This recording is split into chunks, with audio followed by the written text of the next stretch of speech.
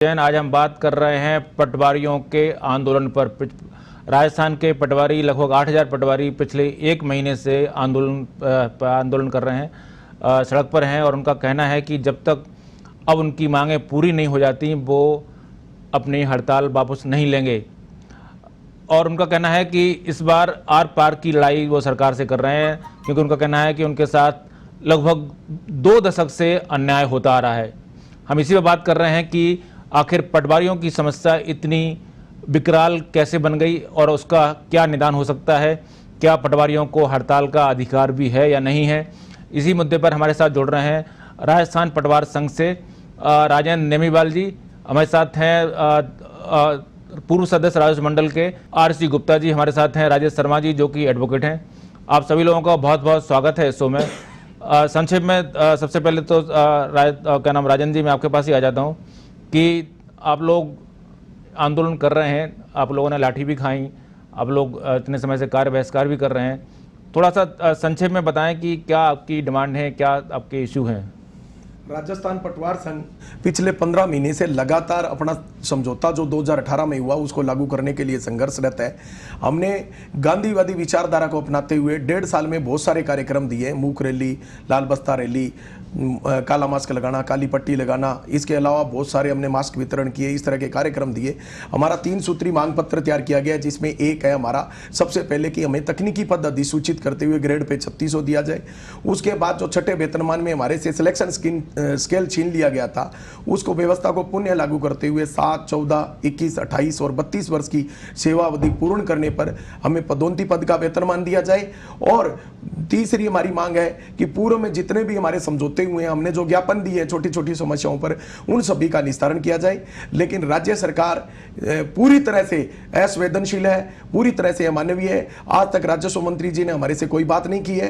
राजस्व मंत्री जी अपने चुनाव जो है क्षेत्र है वहां पर जाकर के जन सुनवाइयां कर रहे हैं, हमारे बीच नहीं आए हैं। और सरकार की तरफ से भी इस तरफ कोई सकारात्मक पहल अभी तक नहीं की गई है, केवल टाल मटोल का कार्य। कितनी बार आपकी वार्ता हो चुकी है अभी तक सरकार से? अभी विभिन्न स्तरों पर हमारी 6 बार वार्ता हो चुकी है, लेकिन सभी वार्ताओं का एक ही नतीजा निकलता है। वो कहते हैं कि वर्तमान में परिस्थितियां सही नहीं है। तो ये परिस्थितियां कब सही होगी? सामंत कमेटी की रिपोर्ट आप 1 साल से अधिक समय से दबा के बैठे हो। मैं 15 महीने से जो आंदोलनरत हूं, हमने बड़ा शांतिपूर्ण, जैसे सारे कह रहे हैं कि हड़ताल कर रखी है, बहिष्कार कर रखा है, इस तरह की प्रवृत्ति से बचने के लिए मैंने 1.5 साल प्रयास किया। 11 फरवरी को मैं अजमेर से पैदल चल के जयपुर आया, लेकिन जयपुर पहुंचते इन्होंने लाठियां मांझी। बात करनी चाहिए थी, मंत्री जी को देखना चाहिए था कि 14 तारीख को जब 7000 लोग पैदल चल रहे थे, छोटे छोटे बच्चे लेकर के महिला पटवारी चल रही थी, तो ऐसी क्या संवेदनहीनता और घमंड की बात आ गई राज्य सरकार में कि वो हमारे बीच नहीं गई। नहीं, लेकिन आप कह रहे हैं कि आपकी बातचीत हो रही है, 6 बार बातचीत हो चुकी है, तो मंत्री जी बात कर नहीं रहे, फिर आप किससे बात कर रहे हैं? सरकार के विभिन्न नुमाइंदों से हम बात कर रहे हैं, PRS रेवेन्यू से की, रेवेन्यू बोर्ड चेयरमैन साहब से की, लेकिन वो बार बार टाल मटोल एक ही जगह कर रहे हैं। वो कह रहे हैं कि आपके पदोन्नति के अवसर बढ़ा देते हैं। पदोन्नति के अवसर किस हद तक बढ़ा दोगे आप? लेकिन फिर भी नहीं होगा। हम उनको कह रहे हैं कि आप यदि हमारी पदोन्नति नहीं हो रहा है तो एक निश्चित अवधि के बाद पदोन्नति पद का वेतनमान दे दिया जाए, हम उससे संतुष्ट है। और 3600 ग्रेड पे के संबंध में सामंत कमेटी में हमने प्रतिवेदन रखा, सरकार को प्रतिवेदन रखा, एक एक कार्य को बताया, विभिन्न समय पर विसंगति हुई। और बड़ा दुर्भाग्यपूर्ण कथन मानूंगा मैं कि मैंने जब विसंगति सिद्ध की तो वित्त विभाग ने एक अजीब सा एजेंडा निकाला कि आप तो मेरे को 89 से 7वें वेतनमान के बीच बताओ क्या आपके साथ मिस्टेक हुई। यानी 89 से पहले जो हमारे साथ गलत हुआ उसको उन्होंने स्वीकार किया, लेकिन वो कह रहे हैं कि हम उसको दूर नहीं करेंगे। नहीं, 2018 से आप कह रहे हैं कि आपके साथ क्या नाम वार्ता हुई थी और समझौता हुआ था, तो किसके साथ आपकी वार्ता हुई थी, किससे समझौता हुआ था? लिखित में समझौता था कि मौखिक समझौता था? क्या था वो समझौता, थोड़ा बताएं। हमारा 28 अप्रैल 2018 को चीफ सेक्रेटरी साहब की अध्यक्षता में एक समझौता हुआ है। इस समझौते की कॉपी मैं आपके सामने लेके आया हूं। उसमें अतिरिक्त मुख्य सचिव वित्त, स्क्रीन पे दिखा दें, अतिरिक्त मुख्य सचिव वित्त, अतिरिक्त मुख्य सचिव राजस्व और अध्यक्ष राजस्व मंडल और शासन सचिव कार्मिक की अध्यक्षता में जो है ये बैठक हुई थी। और अध्यक्षता उन्होंने चीफ सेक्रेटरी साहब NC गोयल साहब थे उस समय, उनकी अध्यक्षता में हुई। उन्होंने कहा था कि मैं पूर्णतः आपके साथ गलत हुआ है, इसको आपको दूर करूंगा। मुझे समय दीजिए, मेरा 30 तारीख को रिटायरमेंट है, उससे पहले पहले आपकी समस्या को हल करूंगा। लेकिन अत्यंत दुर्भाग्यपूर्ण बात है कि 18 के बाद मैं लगातार ज्ञापनों के माध्यम से हम सरकार से रिक्वेस्ट कर रहे हैं, लेकिन सरकार उस समझौते पर कोई बात नहीं करना चाहती। ये लिखित समझौता हुआ है, एकदम लिखित समझौता है, उसकी आपको प्रति मैंने दिखा दी, और जो बाकी आप चैनल के माध्यम से देख रहे हैं उन सभी को दिखा देता हूं, और सभी के पास ये कॉपी गई है। जब चीफ सेक्रेटरी स्तर का अधिकारी हमारे से लिखित समझौता करे, उसके बाद हम किस पर विश्वास करें? आज भी आप लोग कहते हैं, जनता कहती है, कहीं से आ रही है कि आप समझौता क्यों नहीं कर लेते किसी आश्वासन पे। तो एक जब चीफ सेक्रेटरी साहब ने हमें कहा, हमने उन पे विश्वास किया, लेकिन 3 साल बीतने को है, अभी तक ऐसा उन्होंने क्यों नहीं किया, उस समझौते को लागू क्यों नहीं किया? हम किस स्तर तक उन पर विश्वास करें? हमारे साथ आरसी गुप्ता जी हैं, जो कि पूर्व सदस्य हैं राजस्व मंडल। सर, आपको क्या लग रहा है कि इनकी समस्या सरकार की अनदेखी है, या फिर कोई और कारण है कि जो है मतलब ऐतिहासिक कारण है कुछ? जहाँ तक पटवार संघ की मांग की बात है, उसमें कुछ बातें जायज़ हो सकती हैं, मैं इससे इनकार नहीं करता, लेकिन स्ट्राइक जो इन्होंने की है वो समय को ज़रूर देखना चाहिए। जब पूरा देश राज्य कोविड-19 की महामारी से ग्रसित है, आर्थिक संसाधन हर जगह सीमित हो गए हैं।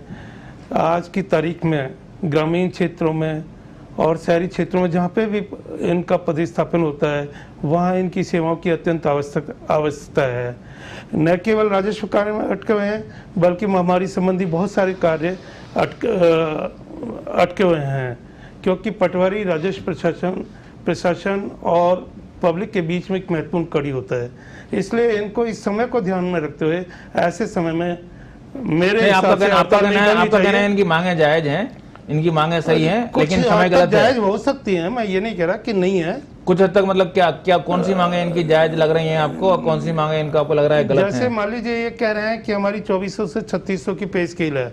अगर सामंत साहब की रिपोर्ट में उसका उल्लेख किया है और वो उसको एक्सेप्ट कर रहे हैं, तो उसके ऊपर सरकार को विचार करना चाहिए। यदि 3600 नहीं देते हैं, उससे कम देते हैं, तो उस पर भी विचार किया जा सकता है।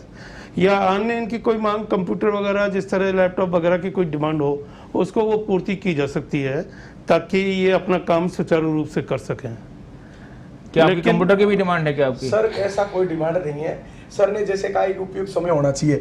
सर, मैं इसमें पूरा बता दूं कि हमने पिछले 15 महीनों से ज्ञापन दिए, एक एक अधिकारी को, कर्मचारी को जहां तक ज्ञापन दिया, और उसके बाद इतने कार्यक्रम चलाए, इन्होंने कभी बैठ के बात नहीं की। और इसी समझौते में एक गैर वित्तीय मांग है हमारी कि राजस्व मंडल और राजस्व जो स्तर के अधिकारी हैं वो हर 2 महीने में हमारे साथ बैठक करेंगे।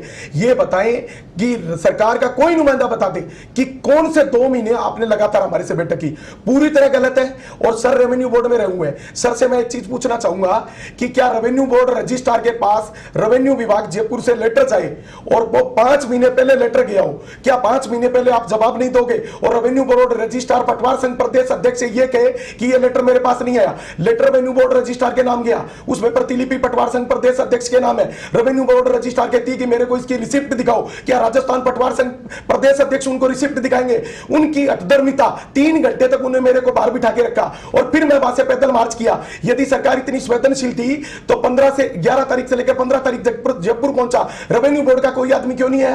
राजस्व विभाग का कोई आदमी क्यों नहीं है? राजस्व मंत्री क्यों नहीं है? क्या वो बीच में आके हमारे से बात नहीं कर सकते थे कि आप आपकी ये मांगे मानते हैं और इन मांगों के लिए इतना समय चाहिए? हमें पूर्णतः ये एक तरह से संवेदनहीनता है और बोर्ड भी इसमें मिला हुआ है। बोर्ड ये कह रहे हैं, माननीय मंत्री जी ने हमें कहा था 15 तारीख को कि मेरे पास कोई सूचना नहीं है कि आप वहां से पैदल चले हो। मैं आपसे पूछना चाहता हूं सर, क्या ऐसा संभव है कि एक आदमी 11 तारीख को बोर्ड अजमेर से पैदल चल के आ रहे हैं हजारों आदमियों के साथ और उनको 15 तारीख तक पता नहीं चलता हो? ऐसा क्या संभव है? और जैसा ये कह रहे हैं, क्योंकि जो पेमेंट सेकंड के आदमी हैं उनके तो वेतन कभी घटा ही है ना, नहीं है ना, उनकी सैलरी तो ऐसे बढ़ रही है जैसे लाख था उसके बाद 2.5 लाख हो जाती है। छोटे कर्मचारी जो पेमेंट फर्स्ट के हैं उनको पता है, सरकार तो अभी तक पेंशन मेरे से 5 गुना आ रही होगी, मेरे को तो 20,800 मिल रहे हैं। तो उन लोगों को क्या पता कि वास्तव में धरातल में क्या है? वास्तविकता ये कि आज 20,800 में जो स्थिति है, सर एसडीओ भी रहे होंगे, लेकिन राजेंद्र कितने आपकी सैलरी बढ़ाएंगे तो आपके ऊपर वाले कहेंगे कि हमारे भी बढ़ाओ, आपके नीचे वाले कहेंगे हमारे भी बढ़ाओ। सर ऐसा कहां संभव है? वो तो सरकार को निकालना चाहिए। बहुत सारे तरीके हैं। जब मैं आपको बताऊं 2400 ग्रेड पे छठे वेतन, नहीं, आप कह रहे हैं कि दूसरे का वेतन बढ़ाना संभव नहीं, आपको बढ़ाना संभव है। संभव है, हम उनको बताएं, वो सारे फल मुंह में बताएं सरकार को कि पटवारी की बढ़ानी पड़ेगी, बाकी की नहीं बढ़ानी पड़ेगी, दूसरा कैडर नहीं मांगेगा, लेकिन वो बार बार एक्सेप्ट नहीं कर रहे उसको, कहते हैं ये तो नई चीज होगी। राजेश जी, सरकार एक संवेदनशीलता दिखा के बात तो कर सकती है, कम से कम मंत्री जी बात कर सकते हैं। आखिर जो है ना पटवारियों की, जो जैसा कि हमारे राजन जी बोल रहे हैं कि लिखित उन्होंने मांग स्वीकार की है, तो इस ऐसी क्या हरदमता है कि जो है ना इनको कम से कम आश्वासन तो दे सकते हैं मंत्री जी मिलके कि आपकी इतने समय में मांग मान लेंगे। देखिए, ऐसा है कि जो मैंने अभी तक इनकी जो बातें सुनी और जिसका जो लब्बो लबाब आता है कि जो पटवार संघ जो चाहता है, वो इनका कहना यह है कि 2018 में हमारे से सरकार ने समझौता किया था, और वो समझौता जो है ये राजेंद्र जी लिखित में भी दिखा रहे हैं। यदि अगर ऐसा कोई समझौता हुआ है और इन्होंने जो है आज इस चैनल के माध्यम से ये बताएं कि साहब हमने इस तारीख को हमारे रिप्रेजेंटेशंस जो है माननीय जो अपने राजस्व मंत्री हैं उनको दिए, उसके अलावा हमने मुख्यमंत्री को दिए, उसके अलावा जो है हमने चीफ सेक्रेटरी को दिए, और उन्होंने इसके संदर्भ में हमारा कोई भी किसी प्रकार का जो है जो हमारे कष्ट है उनका निवारण करने का कोई प्रयास नहीं किया। दूसरी चीज ये है कि साहब इन्होंने जो ये कहा कि साहब रेवेन्यू बोर्ड भी इनसे मिला हुआ है, ये हमारी पे बैंड का ये जो सारी स्थिति है, ये जो सारी जो विसंगतियां हैं, इसके संबंध में एक जो सामंत साहब की जो एक रिपोर्ट आई, वो सरकार जो है उसको पब्लिश करेगी। उसमें बहुत सारे कैडर शामिल है, एक पटवारी का ही लेना देना नहीं है, लेकिन इनका जो एक इनकी बात ये आई कि साहब हमको तकनीकी आधार पे हमको आगे बढ़ाया जाए। इस बात से मैं इनके लिए सहमत हूँ। वो इसलिए क्योंकि वर्तमान में जो स्थिति है ना राजस्व रिकॉर्ड की, वो राजस्व रिकॉर्ड जो जितना भी, चूंकि भारत में 42% लोग हैं जो एग्रीकल्चरिस्ट हैं और उनके नाम से एक रिकॉर्ड बनते हैं, और वो रिकॉर्ड आजकल सरकार ने उसको डिजिटल कर दिया। तो उस डिजिटल रिकॉर्ड को मेंटेन करने के लिए इनको उस लेवल की फैसिलिटी, उस लेवल पे इनको जो है कार्य करने की इनको जो है कि ट्रेनिंग, ये जो सारी चीजें सरकार इनको मुहैया कराती है, क्योंकि ये हमारे धरातल का व्यक्ति है जो कि गवर्नमेंट और एक आम जन है। आज इनके कार्य नहीं करने से बहुत सारे लोग परेशान हैं कि किसी का नामांतरण नहीं खुला, किसी का जो है मूल निवास प्रमाण पत्र नहीं बना। तो मेरी इनसे ये निवेदन रहेगी कि आप हड़ताल पे हो, लेकिन आप जनता के कामों को भी देखो, और जनता के कामों को देख करके उनका भी सॉल्यूशन करने आप जाओ। 2-3 घंटे वहां भी जाकर के व्यतीत करो कि जो हमारे जुम्मे जो काम है उसको हम पेंडेंसी नहीं रखेंगे। सरकार नहीं सुनती है, सरकार यदि कर आपकी किसी बात पे कोई गौर नहीं करती है, तो आपके लिए राजस्थान उच्च न्यायालय है, आप वहां जाइए, आप वहां पे जो है आप अपनी विसंगति बताइए। बिल्कुल, राजेश जी का कहना है कि आपके साथ लिखित समझौता किया सरकार ने, तो आपको सड़क पे आने के बजाय अदालत पे जाएंगे साहब, सरकार ने समझौता किया है, सरकार के जो है ना चीफ सेक्रेटरी ने समझौता किया है, आप हमारी मांगों को मानिए, या फिर जो है ना हमें बताइए कि हम आगे हड़ताल का अधिकार दें आपको, क्योंकि हड़ताल का अधिकार आपको है नहीं, सरकार के कर्मचारी हैं आप। लोकतंत्र का सबसे बड़ी अदालत यदि कोई है तो विधान पालिका है हमारी सबसे बड़ी अदालत। कोई मैं मानता हूं लोकतंत्र की पैरी है तो हमारी विधानसभा है या लोकसभा है। मेरा जो कार्यक्रम था 11 तारीख को, सरपंचों से लेकर के डायरेक्टर से लेकर के MP MLA तक लेकर के मैं वो डिजाइनें लेकर के माननीय जो हमारे विधानसभा अध्यक्ष जी है उनको सौंपने जा रहा था, रास्ते में लाठियां बरसाई गई, मुझे वो डिजाइनें सौंपने से राजेश जी ने उस अदालत को ये नहीं मान रहे तो किसको मानेंगे? राजेश जी ने आपसे पूछा है कि 2018 में आपने समझौता किया, 2018 के बाद आपने कितने प्रतिवेदन मंत्री को दिए, कितने मुख्यमंत्री को दिए, कितनी बार उन्हें रिमाइंड कराया कि उनकी मांग पूरी कर दीजिए, और कितने बार उन्होंने आपकी मांग को अस्वीकार किया? सर, उन्होंने कभी भी अस्वीकार नहीं किया। हमने मंत्री जी को और सभी डिपार्टमेंट को आज तक मैंने जो लेटर निकाले हैं, हमें पता था कि आप कभी कहेंगे, और पटवार संघ के इतिहास में पहली बार हुआ है कि हम लेटर को भी एक कर्म दे रहे हैं। आज तक 10 बार मैंने मुख्यमंत्री साहब को लेटर जो है मेल किया, जरिए मेल के, और CMO जाके भी मैं लेटर दे के आया हूं, मंत्री जी को 10 बार दे दिए, मैं उनसे व्यक्तिगत मिल चुका हूं। अभी 17 तारीख को उनके बगैर बताए भी मैं आंदोलन में बाजा करके मैंने उनको कहा कि आप हमारे राजस्व के मुखिया हो। जब उन्होंने कहा कि मैं बैठ के बात करना चाहता हूं तो मैंने कहा मेरे को भी बात करने में कोई दिक्कत नहीं है, आ रहा हूं बताओ। मैं उनके पास गया, उनको बात की, उन्होंने कहा यार सही है, लेकिन अभी राज्य की स्थिति अच्छी नहीं है, राज्य की स्थिति अच्छी नहीं है। तो जो माननीय विधायक थे उनको मकान किराया भत्ता 20,000 मिलता था, वो 50,000 कैसे हुआ? कल RPC के सदस्यों का कैसे बढ़ाया गया? इससे पहले जो नगर पालिका के सदस्य उनका कैसे बढ़ाया गया? मंत्रियों के वेतन भत्ते कैसे बढ़ाए गए? ये पैसा कहां से आ रहा है? इतना पैसा कहां से आया गवर्नमेंट के पास? और हम तो कह रहे हैं कि खुद कमा के दे रहे हैं। अब सरकार को हजारों करोड़ रुपए का लॉस होगा। वो इससे लॉस होगा कि अभी एक प्रधानमंत्री फसल बीमा योजना है, आप चैनल के माध्यम से बता देता हूं कि हमने ऑनलाइन क्रॉप कटिंग का बहिष्कार किया है। ऑनलाइन क्रॉप कटिंग के संबंध में मैं 4 मीटिंग है पीआर स्तर पे जाकर के उनको निवेदन कर चुका हूं कि सर हमें संसाधन दीजिए और हमारा मानदेय दीजिए, वरना हम नहीं करेंगे। लेकिन उन्होंने नहीं की। आज क्रॉप कटिंग नहीं हुई। राजस्थान के किसी भी किसान को 1 रुपया बीमा के लिए नहीं मिलेगा। बीमा कंपनियां धनाढ्य हो जाएगी और सरकार को चूना ये लगेगा कि किसानों को सरकार अपने पल्ले से देगी। इतना खजाना सरकार का खाली होगा कि सरकार को आने वाले समय में पता चलेगा कि ये क्या हुआ। बिल्कुल। तो फिलहाल चर्चा में वक्त है ब्रेक का, हम ब्रेक के बाद आएंगे तो बात करेंगे कि शेर शाह सूरी के जमाने से ये शुरू हुआ, फिर अकबर का जब जमाना आया तो थोड़ा और बढ़ा। उसके बाद में जब ब्रिटिश राज्य यहाँ पर आया इंडिया में, तो 1814 में एक विधान इसके लिए बना। तो उसमें इनको ये कहा गया कि they are the official agent. ये जो है, जो राज्य है उसके जो है ऑफिशियल एजेंट है। और वो काम क्या होता था इनका कि राजस्व इकट्ठा करना, लोगों को जो है अपने अधिकार बताना, राजा की बात यहां तक ला करके जनता को बताना कि साहब आपको इस भूमि का इतना लगान देना है। यदि अगर कहीं पर किसी प्रकार का कोई जो है कोई अकाल पड़ जाता है या ओलावृष्टि हो जाती है तो एक गिरदावरी बनाते हैं ये कि इसमें, इस खेत में ये बोया था, इसमें इतना ठीक है, इतना खराब हो गया। फिर इसके बाद में 1882 में गजेटेरियन ऑफ बॉम्बे प्रेसिडेंसी बना। तो उसमें इनको जो है 8-10 गांव का एक व्यक्ति को इंचार्ज बनाया जाता था। तो वो पटवारी शब्द वहां से चल करके आया। और उस जमाने में 1882 में इनकी जो उस चार्टर में जो पे स्केल लिखी हुई है वो है साहब 120 रुपए से 180 रुपए पर ईयर। 1882? जी sir. Per year? Per year 120 रुपए उस जमाने के और 180 रुपए तक। माने कहने का मतलब ये हो गया कि 10 रुपए ये हाथ में आते होंगे या जो ना इससे ज्यादा बढ़ कितने हाथ में आते होंगे? नहीं, ये उनका जो बेसिकली जो उस समय जो मिलता था, इनको ये राइट्स होते थे कि ये गांव में किसी के घर पे रुक सकते हैं, किसी के साथ भी रह सकते हैं, किसी के साथ भी जो है अपना भोजन वगैरह ये सब कर सकते हैं। आज आपको कितने सैलरी मिल रही है पूरी? हाथ में कितनी आ रही है? आज 20,800 रुपए पर हमारा फिक्सेशन हो रहा है। आपके हाथ में प्रमोशन के बाद मतलब शुरुआत की कितनी आती है और अभी कितनी शुरुआत में जैसे 2 साल प्रोबेशन पीरियड खत्म होने के बाद है हमें लगभग 21,000 रुपए के आसपास सैलरी जो प्राप्त होती है। ओके। और आपकी मांग कितनी की है? अब हम मांग कर रहे हैं कि एक प्राइमरी स्तर का टीचर या इस तरह की हो जिससे 33,800 की मांग कर रहे हैं कि हमें 33,800 मासिक दिया जाए। आपका मतलब प्राइमरी टीचर से भी कम है आपकी सैलरी? बहुत ज्यादा कम। यानी आज उनकी सैलरी और हमारी सैलरी में 13,000 का डिफरेंस है मूल में, और टोटल में करें तो लगभग उनकी डबल है हमारे से। जैसे उसके बाद लेकिन अगर हम ऐतिहासिक रूप से देखें तो काफी महत्वपूर्ण पद रहा है पटवारी।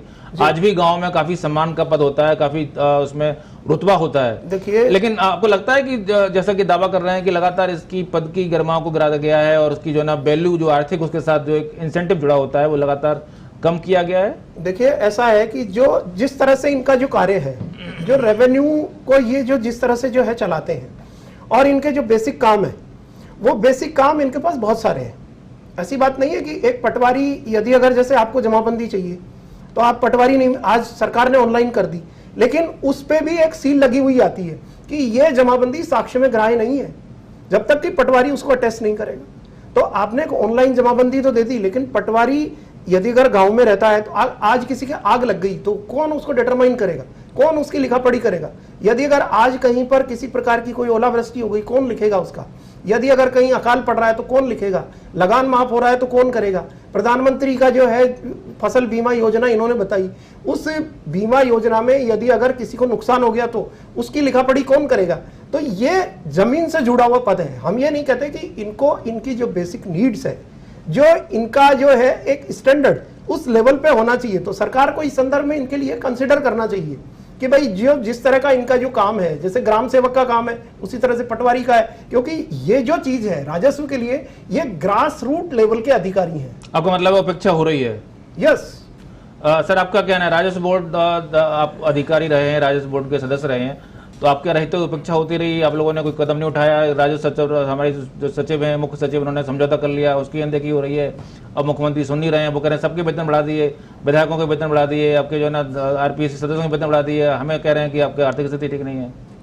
नहीं, ये बात सही है कि पटवारी प्रशासन और पब्लिक के बीच की एक महत्वपूर्ण कड़ी है, और बहुत समय से पहले से ही वो जितने भी काम प्रशासन के होते थे वो पटवारी के माध्यम से ही किए जाते थे, और जो भी सूचना तंत्र था वो पटवारी के माध्यम से ही होता था। सरकार को जो सूचना देनी होती गांव में वो पटवारी के माध्यम से जाती थी, और उधर से जो फीडबैक आता था वो भी सरकार को पटवारी के माध्यम से तहसीलदार, फिर उपखंड अधिकारी और फिर कलेक्टर को मिलता था। तो इसमें तो कोई शक ही नहीं है कि पटवारी आज की तारीख में एक महत्वपूर्ण कड़ी है और इसकी उपेक्षा नहीं की जा सकती। जहाँ तक सवाल सरकार की इनकी तनख्वाह का प्रश्न है, ये वित्त से जुड़ा हुआ मामला है। रेवेन्यू बोर्ड को भी मेरे हिसाब से कोई पावर नहीं है कि वो इस संबंध में कोई आदेश निकाल सकता हो या तनख्वाह बढ़ा सकता हो, क्योंकि ये पूरी तरह से वित्त विभाग का इशू है। और वित्त विभाग भी 6 पे कमीशन, 7 पे कमीशन, जिसमें सभी कर्मचारी एसोसिएशन ने अपने रिप्रेजेंटेशंस दिए हैं, वहाँ पर फिर जाके वो डिसाइड किए हैं। उनमें अगर कोई पे एनोमलीज रही हैं तो उसके लिए सरकार ने सामंत कमेटी नियुक्त की थी, जिसमें भी आप लोगों ने रिप्रेजेंटेशन दिए होंगे। मुझे पता नहीं सामंत साहब की कमेटी में क्या रिपोर्ट इनके फेवर में है या अगेंस्ट है, और अगर फेवर में है तो निश्चित रूप से सरकार को मानना चाहिए। आप हमें राजन जी ये बताएं कि आप कह रहे हैं कि आपके साथ अनदेखी हो रही है, तो आज आप जिस तरह से आर पार के मूड में हैं, आपको आज क्यों लग रहा है ऐसे आर पार के मूड में आना? आपको आपने कहा कि नवासी से आपके साथ अनदेखी हो रही है, 2007 के वेतन कमीशन आया, उसमें आपके साथ वेतन आपका कम हो गया, तो आपको तभी सड़क पर आ जाना चाहिए था। आपको कहना चाहिए था कि इसका मतलब है कहीं ना कहीं से आपके साथ कहीं ना कहीं आपको आय की सोच जरूरत थे, आप पूरी हो रही थी आय। सर आपने एकदम सही वाजिब प्रश्न पूछा है। सबसे बड़ी बात यह है कि हम तभी से लगे हुए हैं, तभी तो 17 में कटौती हुई, अक्टूबर में कटौती हुई, दिसंबर तक उसको पढ़ने में हम इतने कोई फाइनेंस के जानकार तो है नहीं। उस चीज का इंप्लीमेंट होने के बाद पता चला, उसके बाद लगातार संघर्ष किया, अप्रैल में समझौता किया 2018 में, उसके बाद लगातार पत्राचार कर रहे हैं, लगातार हमें ये आश्वासन मिले कि हमेशा करेंगे। यही तो मैं कहना चाह रहा हूं। अभी भी जनता की तरफ से इतना जबरदस्त प्रेशर नहीं है। आप पब्लिकली जाओगे तो जनता पुराने समय की तरह ऐसे नहीं कर रहे कि पटवारी रोज चले जाते हैं, क्योंकि मैंने मेरे कार्यकाल में 1.5 साल तक किसी भी काम का बहिष्कार नहीं होने दिया। अब हम इसीलिए आर पार की लड़ाई लड़ना चाहते हैं, क्योंकि हमारा बड़ा दिल दुखता है। मेरे पिताजी काश्तकार है, मेरी माताजी आज भी दिहाड़ी मजदूरी करती है। हम आज 80% पटवारी किसानों के बेटे हैं। हम बार बार उनका भी दर्द नहीं सह सकते कि हम रोज आए। अब वो सरकार कह रही है कि आप एक बार चले जाओ, 2 महीने बाद हम कर देंगे, 6 महीने बाद कर देंगे, फिर हम 6 महीने बाद उनको परेशान करें। हम सोच रहे हैं कि जो करना है वो एक बार कर लें, ताकि लोग भी रोज रोज परेशान ना हो, हम भी रोज रोज परेशान ना हो। और मैं आपको एक चीज बता दूं, हमने सिर्फ हमारा शोषण का एक जरिया जो है, बरसों से सर रेवेन्यू बोर्ड के सदस्य रहे हैं। मैं चैलेंज करता हूं कि रेवेन्यू बोर्ड का एक ईयर बता दे जिस साल रेवेन्यू बोर्ड ने 80% पटवारियों के पद भर के रखे हो। मैं गारंटेड कहता हूं कि एक भी ईयर जब से रेवेन्यू बोर्ड की जो गठन हुआ है तब से लेकर एक भी कितने पद खाली हैं अभी? हमेशा 50% पद खाली रहते हैं। सर आप, इनका कहना है कि आप काम तो बहुत ज्यादा लेते हैं हमसे, एक आदमी से 2 आदमी का काम लेते हैं, और फिर जो है ना आप उनका वेतन भी नहीं दे रहे, यहाँ तक कि प्राइमरी टीचर से भी कम वेतन है। इनका तो ये भी कहना है, अगर मैं सही हूँ, कि सरकारी कर्मचारियों में सबसे कम वेतन इन्हीं का है। ये सही है क्या? नहीं, ये तो सही नहीं है।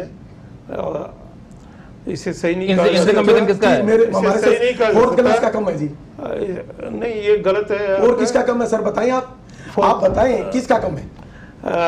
ये कहना मेरे हिसाब से ठीक नहीं है सर। आप एक कैडर का तो बता दें, इस कैडर का आपसे कम है। आपका कैडर का तनख्वाह किस लेवल पे है? पुलिस का हमारे बराबर है, और पुलिस को 13 महीने का भत्ता मिलता है। उनको 15% डीए प्लस से उसका मूल वेतन का जो है 15% हार्ड ड्यूटी मिलता है, तो वो तो 13-14 महीने की सैलरी वैसे मिलती है। आप एक भी कैडर में चैलेंज करता हूं, हमारे समान काम करता हो, एक भी कैडर की सैलरी यदि हमारे से बराबर 1 रुपया भी कम हो तो मैं गारंटी देता हूं। और बोलो, आप बताओ एक भी कैडर 4th क्लास के अलावा, 4th क्लास का क्या आप 1700 वाले की उसके साथ तुलना कर रहे हो? वो तो कैडर आपको देखना पड़ेगा। ग्रेजुएशन की बता दो, जिसकी योग्यता ग्रेजुएशन हो और उसको 2400 मिल रहा हो। 2400 की ग्रेजुएशन की इसके कब हुआ अमेंडमेंट, संशोधन?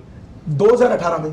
2018 में हुआ ना जी। तो उसके बाद में ही कोई अमेंडमेंट या संशोधन की जो इनकी प्रक्रिया चल रही है, या चीफ सेक्रेटरी साहब ने जो नहीं, आपकी मांग अगर नहीं मानी जाती है तो आप क्या करेंगे? आप मतलब 1 महीना तो हो गया, आप तो मतलब महीनों तक बैठे रहेंगे क्या, या फिर आक्रामक और मतलब अहिंसक तौर भी अपनाएंगे? सर, हमारे साथ सबसे बड़ा दुर्भाग्य जो हमारा है ना, वो ये है कि जो हमारा डिपार्टमेंट है, वो डिपार्टमेंट जब फील्ड में हम काम करते हैं तो ये कहता है कि आप बहुत काम करते हो, लेकिन यहाँ आने के बाद मना कर देते हैं। जैसे सर कह रहे हैं कि बोर्ड क्या करे, आज बोर्ड हमारे साथ खड़े होकर क्यों नहीं कहते? सर, एक छोटी सी चिट्ठी थी जिसमें मैंने कहा कि आप ये लिख के भेजो कि आज तक कितने पटवारी भर्ती हुए और कितने पटवारी से गिरदावर बने, कितने नायब तहसीलदार बने। आप RSR कहते हैं 4 प्रमोशन, बताओ मेरे को 4 प्रमोशन है। सर रहे होंगे, रिटायरमेंट हो गए। सर से पूछो कि कितने पटवारी थे जो SDO बने। क्या राजस्थान में आंकड़ा 1% ही है क्या? यदि नहीं है तो बोर्ड ने आज तक पैरवी क्यों नहीं की कि हमारे कर्मचारियों के 4 प्रमोशन नहीं हो रहे, बाकी सभी कैडर के हो रहे हैं? क्यों नहीं किया? ये बोर्ड कर सकता है, लेकिन बोर्ड ने एक ही तरीका अपना रखा है कि हम नहीं करेंगे। रही बात आगे हम क्या करेंगे, तो जो सरकार की प्रत्येक योजना होती है ना, उसको धरातल पे हम ही लागू करते हैं। सर, अब हमारे पास समय बहुत कम बचा है। राजेश जी, थोड़ा संक्षेप में समझा दें हमें कि इनको हड़ताल का हक है क्या, और ये हड़ताल अगर इस तरह से अड़े रहते हैं तो इसके जनता को जो नुकसान होगा उसका कौन जिम्मेदार होगा? संजय, मैं बिल्कुल वापस 1 मिनट का समय। देखिए, जो है कि हड़ताल जो है, सुप्रीम कोर्ट ने ये कहा है कि ये इनका फंडामेंटल राइट नहीं है।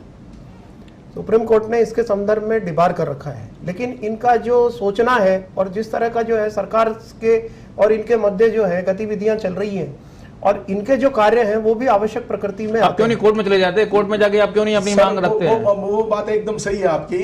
हमने कहाँ हड़ताल की है? हम तो हमारा मूल काम कर रहे हैं। जहां मेरी पोस्टिंग है, जहां की तनख्वाह मिल रही है, वो काम कर रहा हूं मैं। मेरे सारे पटवारी कर रहे हैं। आपने जो बोधा लाद रखा था 4-5 पटवारियों का, सिर्फ हमने बहुत छोटा है। जो क्रॉप कटिंग का काम मेरा नहीं है, दूसरी बीमा कंपनी का है। चाहोगे उसको गोद दे दोगे आप? ऐसे थोड़ी है। काम दूसरी कंपनियों के करवाते हो, हमसे करवाते हो। सेटलमेंट का काम हमसे करवा लिया। 70 साल से तो तरमीम नहीं हुई, हमसे करवा ली। अब हम पूर्णतः ये कह देते हैं कोर्ट की बात रही तो सरकार को देना है, सरकार देने वाली है, हम लेने वाली है। कोर्ट बीच में क्या करेगा? कोर्ट का ये थोड़ी है। हम कह रहे हैं कि सरकार सीधा आए, संवाद तो कायम करे, हमारे साथ बैठे। हमारे यदि जो मैं चीज बता रहा हूं वो यस या नो के, ये मत कहे कि आपके इतने सालों से हुई है, नहीं कर सकते, ये कोई तरीका नहीं है। बिल्कुल। तो फिलहाल इस चर्चा में इतना ही। हमने देखा कि जो राजस्थान पटवार संघ के अध्यक्ष हैं, उनका कहना है कि उनके साथ अन्याय होता आ रहा है और ये सबके सामने जाहिर है और लिखित में उनके साथ उनका दावा है कि सरकार उनकी बातों को नहीं सुन रही है। तो उम्मीद करना चाहिए कि सरकार तक एक गूंज पटवारियों की सुनेगी। अगर इनके साथ अन्याय हो रहा है तो सरकार इस प्रक्रिया को, जो इस लंबे समय से जो इनके साथ होता आ रहा है, उसको रोकेगी। फिलहाल इस चर्चा में इतना ही। आप सभी लोग इस चर्चा में जुड़े के बहुत बहुत धन्यवाद। नमस्कार।